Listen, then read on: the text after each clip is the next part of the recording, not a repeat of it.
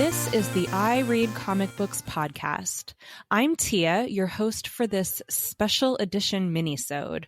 We asked our amazing listeners to make donations in support of the protests calling for racial justice, and a huge thanks to Kevin McDaniel for unlocking this interview with Henry Barajas, author of Voz De M.A.Y.O, Tata Rambo. Hello, Henry. Hello, Tia. I miss you. I miss you too. We hang out at conventions. We see each other like every couple of months during convention season, and we've already missed a couple this year. Yeah. It's almost like if you're my neighbor sometimes. You're just coming over around, Yeah. It's just like you see, and one of the gift and curse of being on the road so often is a lot of your social network is on the road. It's true. I'm a hermit most of the time, and now I'm a hermit all of the time. How are you doing in the world right now? Oh, I'm frustrated and angry about what's happening. It's been a very hectic 2020. I mean, it's been bad forever. My neighbor was just, I was riding my bike into the garage, and my neighbor goes, "You just can't wait for everything to go back to normal." And it's like, well, sorry to break it to you, man. There's no normal, and normal was never good enough. Yeah, I've heard that from people too, and it really frustrates me because I feel like as long as people are thinking that way, we're never going to get to the new normal where it's better for everyone. Yeah. So, I think as we're going to get into my book eventually, and that's not, important, but history is like my favorite subject. And I was terrible at math in school, really terrible book smart kid, but I loved reading and writing, and history was always so interesting to me. And I was very, very into American history as far as like, black people and Native American people. And just last night watching the Bruce Lee 30 for 30 and seeing how Asian people have been treated in this country.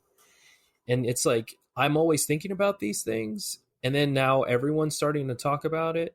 And I know a lot of people like yourself and a lot of people like in comics in general, we're all very, sensitive to all this stuff. So it's nice to finally not feel alone in that. Your book is an incredible document in terms of not just a comic book, but also like a historical document and a piece of research. I know that you had done some appearances on like the library circuit, and that you've kind of been in touch with educators about using your book in their curriculums and things like that. Did you ever think that would happen? No. Absolutely not. I did not think that was going to happen.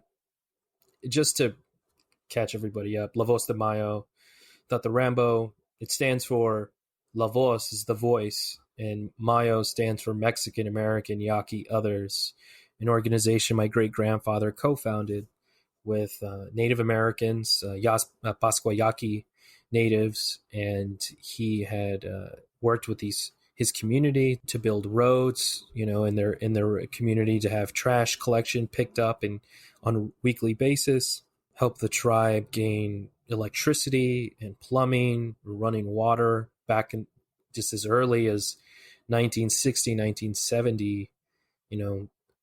These people had to go to water wells, and they had outhouses, and he helped install all this and bring this to the community. And where the book takes place is, I think, the most kinetic moment in the like La Voz De M.A.Y.O origin, where the city is threatening to displace the Native Americans from their land that they were refugees on. The Yaquis had fled Mexico because the Mexican government was killing them.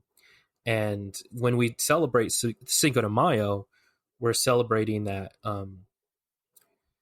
that war that the Yaquis, the French, and the Mexicans, and a lot of the indigenous people had during those times. So they had fled, came to Arizona, and that's where they were, settled. They went into Northern California, as far as Northern California, and the city of Tucson was just ready to just get rid of all that. And these people that had been celebrating their Christian based faith and um, just very indigenous old heritage. A lot of it was all spoken. So it was hard to get a lot of this information down. Thankfully, my great grandfather had published these newsletters that were included in the book so that I had breadcrumbs and events to bounce things back and forth from. And I mean, I didn't think this would ever happen, but I wanted to honor Mouse and Persepolis, books that were taught in my high school growing up. And those books being included in the curriculum at a time where I had zero interest in being there really captured my attention. And I hope now that I've learned there's a professor at Cornell University who's going to include this in our Latinx history and comics course. And I respect that institute, and I'm really honored that it's reaching places I never thought it would ever go. I love that you have some of these original documents printed in the book so that we can see, I think that it really brings it to life and really gives us a chance to kind of engage with the people who this was happening to and around, and something that else that I think really is striking about the book and makes it such a poignant piece of historical writing is that you also get into the personal life here. This is also family history for you. Yeah. Thank you. It was difficult to get a consensus from the family because I wanted to focus on his infidelity. That was something important to me. I always felt kind of lied to when I would learn independently about, civil rights leaders like Dr. Martin Luther King, who had, was not faithful to his wife, despite being such a respected person and a religious man.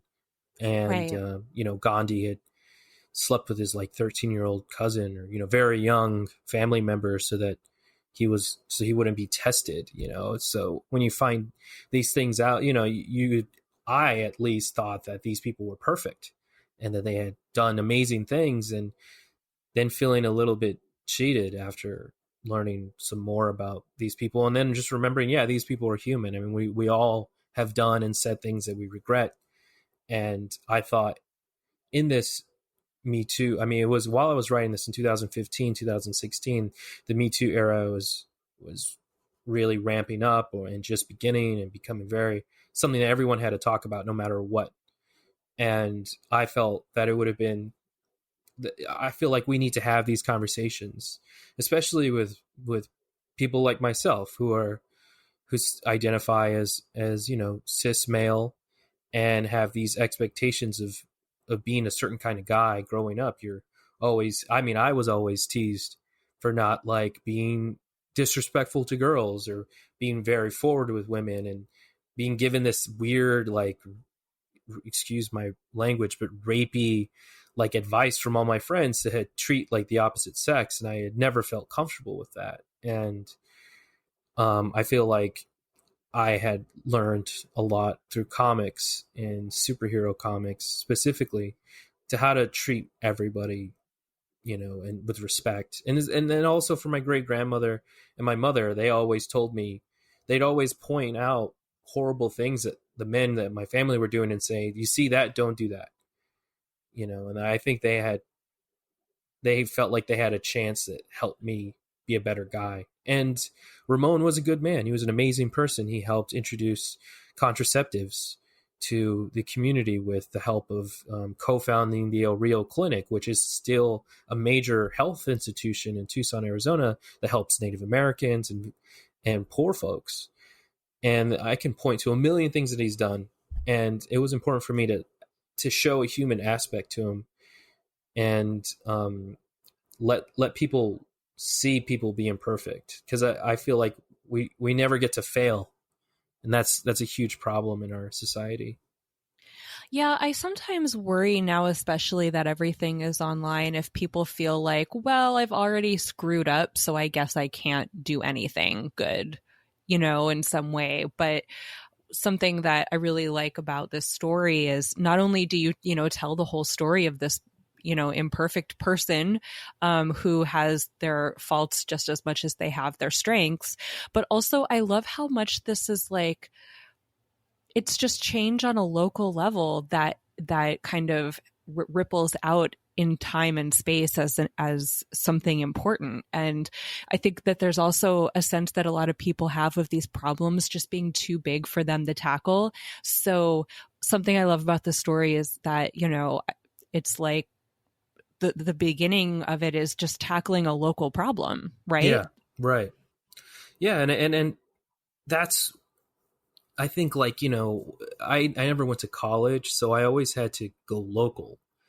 And I always had to kind of learn from my surroundings and then grow up.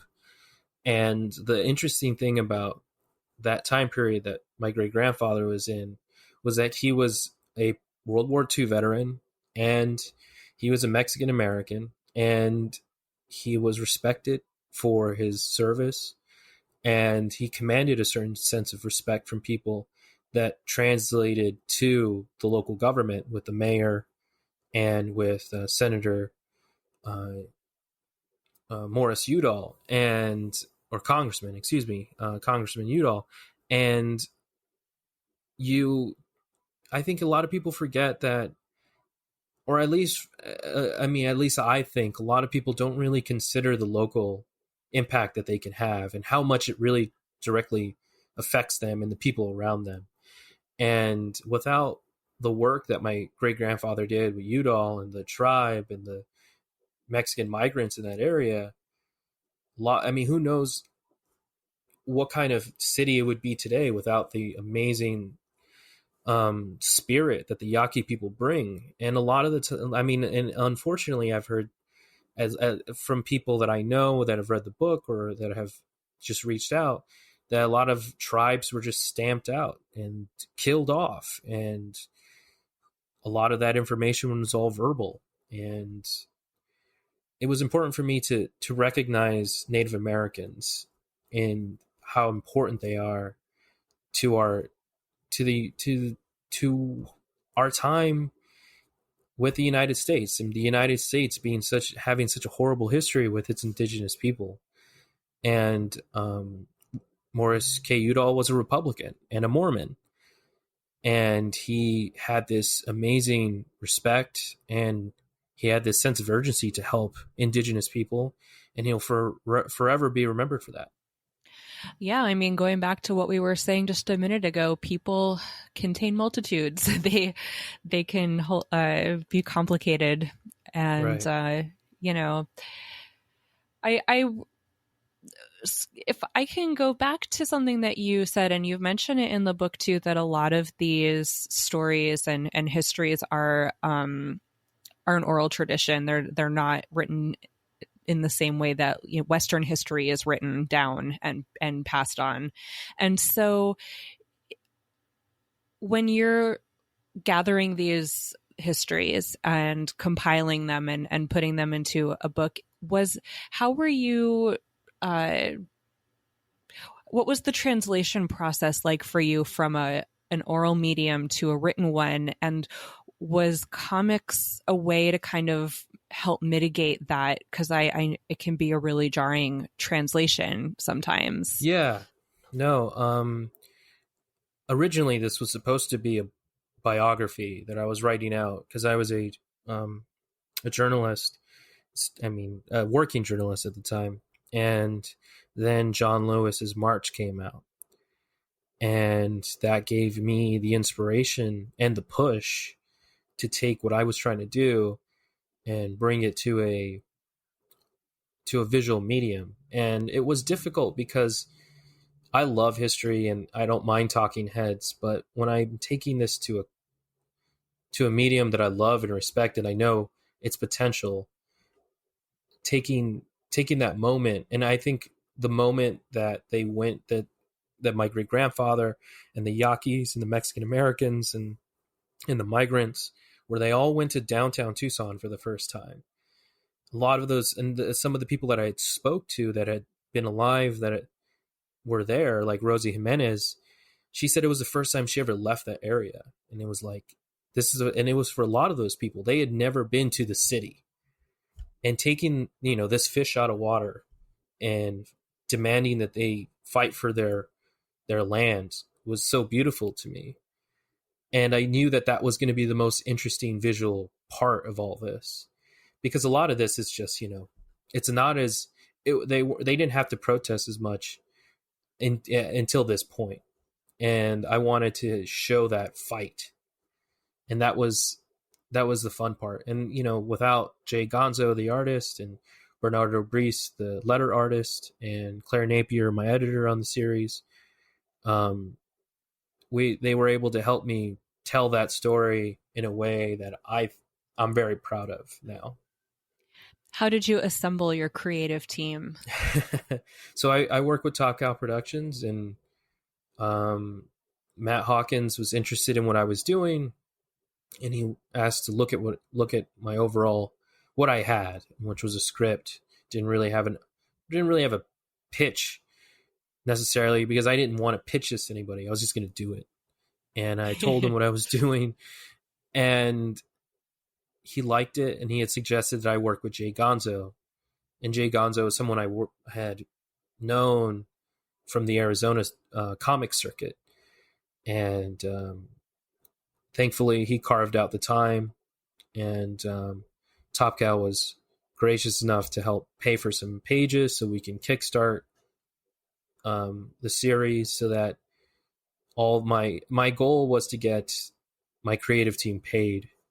And that's what the Kickstarters were for. I mean, now that the book is out, the book broke even, and it sold it sold a lot of books, and I was able to, now I'm in the process of, reimbursing Top Cow for the art that they helped me pay for.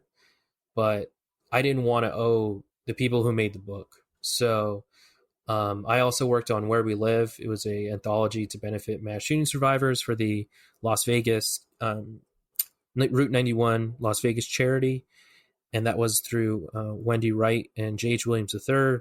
And our mutual buddy Will Dennis was super kind and gave me an opportunity to interview a survivor that was there at the massacre. And Bernardo Brice lettered nearly every story in that book, except for mine and maybe some other people's. And I knew that if somebody could letter like 100 different creators, 100, like dozens of stories, he could deal with me. So, if you could do that hard work and then come, and I know you could work on at a capacity that I need you to work.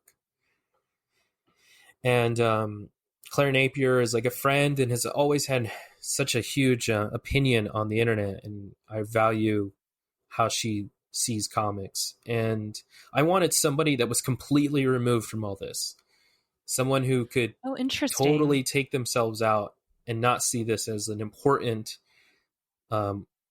document for Latinx and Native American history, but as something that could stand on its own as a comic book. So she was kind enough to help. I think that's a really important point because, right, I'm a historian, and yes, you are. I actually did go to school for it, and I worked in museum curatorial, and I've taught at, colleges and universities and whatnot. And so, I definitely I gravitate towards things that have scholarship behind them and that are, engaging in a kind of more, for lack of a better word, academic realm. But it's true that this is also just like a really incredible sort of, superhero story in a way, right? This is a person who stepped up and helped his community, and so I think that you definitely managed to appeal to people like me who are like, ooh, I love comics and I love history, but also people who are just like, I love stories and I love comics. Right. Yeah. That was important for me. I think it's I mean, I've seen reviews and I've seen people talk about the book, and a lot of people are turned off because it's centered towards Latinx and Native American people, and I expected that. But I also wanted to kind of put something out there that was interesting to look at, and Jay Gonzo was very good at helping me tell a story with the way I see comics and how it flows and how it sounds. I comics really sound, they have sound to me. Yeah, And, definitely. and I just love it when you hear a comic. I also really love the color palette. I'm from the Southwest also. So the You know how color it is. palette, yeah, no, it just feels correct. Like it feels like it's grounded in that Yeah. location, It's the very colors limited. palette. Yeah. It's a great it's a great piece of art that Jay Gonzo did. My only note was I want it to always look like a Tucson sunset. Yeah. Yeah, And absolutely. it's warm and it's like purple and pink, and there's a lot of turquoise in Tucson, and there's just a lot of beauty in it. And I wanted it to look like the beautiful thing that I loved looking out to. Tucson is gorgeous, and it's on fire right now. I don't know if you saw, I but know. the I Bighorn know. Mountain fires it's so sad. There's so many scared javelinas and mountain lions. They're like giant cats that could tear your face off. Well, You know, I hope that they all can find shelter and that they can get it under yeah, control. I I mean, hope so. it's hard because on the one hand, it's like the fires. It is a sort of seasonal thing in the Southwest, but it is being affected by climate change and Oh made yeah, more intense by climate change. And it just, even knowing that it's seasonal or whatever, like it never gets any easier to see right. happen. And you're from out here, like you're right. It is a thing that happens all the time, and I just hate seeing it happen because you're right. Climate change is impacting the desert so much. And I have a lot of friends that have been doing a lot of trail walking and hiking during this pandemic because it's one of the safest things you could do. Just wandering out into the desert Yeah. aimlessly. Social distancing. And it's been so beautiful to see how plentiful the desert has been with water. And there's just so much water there for some reason. I wish I could. If I was there, I would know why. But I'm so disconnected from my hometown. But yeah, no, it was a love letter to Tucson, and Voz De M.A.Y.O was. So, yeah, I'm very. Thank you so much for reading it and supporting me, Tia. You've been Absolutely. so awesome in that, and I really appreciate it. Well, it's a really, really wonderful book. And, I love that you included all of this historical documents in it. Like, I would love to see this as a genre really take off. Like you mentioned, we have books like March, there's Mouse, and there are a handful of books that are like historical texts in graphic novel form, and this book definitely belongs with them. And I would just love to see this as a genre take off. Uh, Yeah, I mean, it which is getting so popular, which I'm glad. I'm really glad that what it's are your taking off. do you have any future plans to maybe add some more to this genre? uh, I would love to do another tribe and talk about their history and um, their their struggles and that would be that would be cool. There is I want to do a true crime story, but and that's based on a Tucson killer, and The interesting thing about that story is one of the victim's mothers was always pressing the police to do something about it.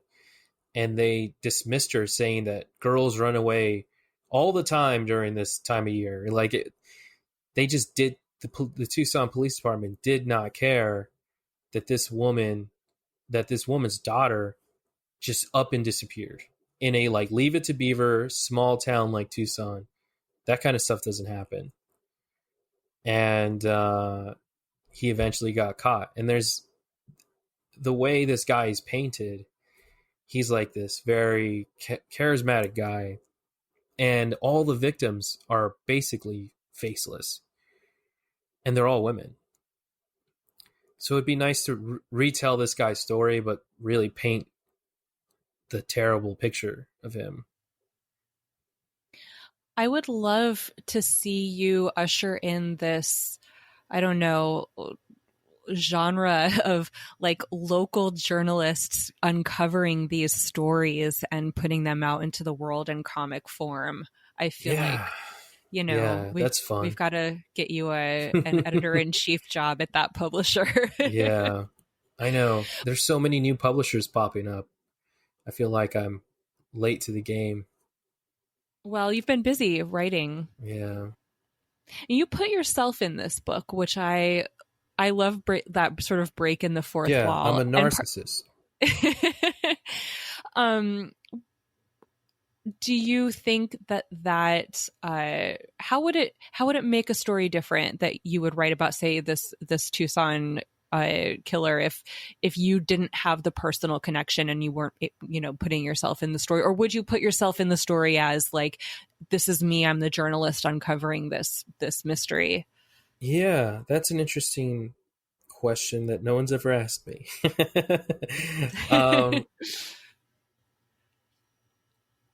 Yeah, I'd like to think that I have a range outside of myself, you know.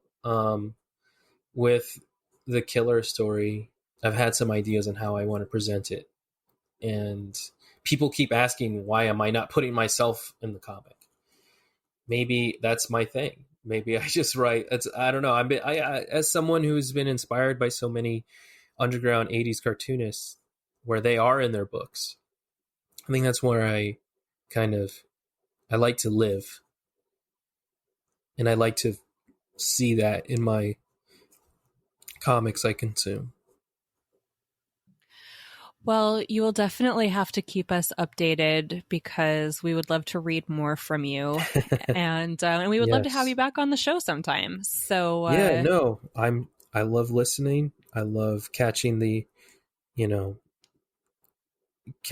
Instagram, and I think comics shows are some of the funnest because there's so many different things you talk about, you know, outside of comics, and so many different subject matters that you kind of grow into that you don't really get with a lot of discussions. You know, I like having these moments and being able to just talk about anything. Well, we really appreciate your support, and definitely the feeling is mutual. Yeah. So, and who was the person who donated to unlock this? His name is Kevin McDaniel. Kevin, thank you so much for donating. It's important. Do you have any final words that you want to leave for our listeners, for the people who are, you know, out there on the streets, keeping these issues in the public so we can actually, like we said, get to the new normal? Yeah, it's I'm sure you and I, at least I recognize it in you. There is a fatigue. You know, this is going to be, don't be so hard on yourself. This is a daily thing that we're going to have to be doing for the rest of our lives for the sake of the next generation. You know, I think this is something we're always going to have to work on no matter what, and to really forgive yourself when you're not able to go to every rally or every protest. And, you're donating as much as you can. I always feel like I'm never donating enough. Me I feel too. like I need to just empty my bank account. And I've also been trying to support more local establishments. There's an Indian food restaurant right around the corner from me. There's a Black-owned barbecue restaurant that's down the street from me. There's a historic Mexican restaurant really, really close. And I'm trying to, spread the dollar locally, just like in my book, trying to avoid going to like Starbucks, or there's like a Yeah. really cool tea shop near me called Tea Pop that does boba and coffee and tea. And that's a great place to go when you don't want to just sink your money into billionaires' pockets. Folks can buy Voz De M.A.Y.O pretty much anywhere, but is there a comic shop you want to give a shout out to? Let's see. In your neck of the woods, Forbidden Planet bought copies. And they were, they had such a successful Indiegogo to keep them around. Heidi Ho Comics just emailed me saying they're sold out, so I need to go and drop off copies there. There's Space Cadets in Houston that I know it's there. I know it's thankfully all around the world. While we were at Thought Bubble, a UK retailer told me they ordered copies. Oh, that's wonderful. And I had met another UK retailer that was an Artist Alley, and they had featured the book for a week. And you can get it anywhere. There's, I think, this website called Bookshelf or book something, bookshop.org. You buy it there, and proceeds go to local bookstores. Yeah, I mean, I hate to promote Amazon, but it's there, and I know people buy it from there, and I really appreciate them when they buy it and they review it there. I know Earth 2 and Sherman Oaks got it, Charlie's Comics in Tucson got it, and Heroes and Villains there. And yeah, a lot of universities are buying it, so libraries. That's so exciting. Yeah, worldcat.org, you type in your zip code and it'll show you the closest place to get it at a library. It's on Hoopla, Digital, Comixology. I'm very grateful. It's literally anywhere you can get a book. Well, Henry, thank you so much for donating your time to do this interview for us. Oh, of course. Thank you for having me. And I miss you. I miss you so much. I miss you too. I don't know when we're going to have conventions again, but we're going to have the best glitter dance party when we finally get to again. Yes. I can't wait. Thank you so much. Thank you all for listening. And thank you again to Kevin McDaniel for unlocking this amazing interview with Henry. Bye-bye, everyone. Thanks.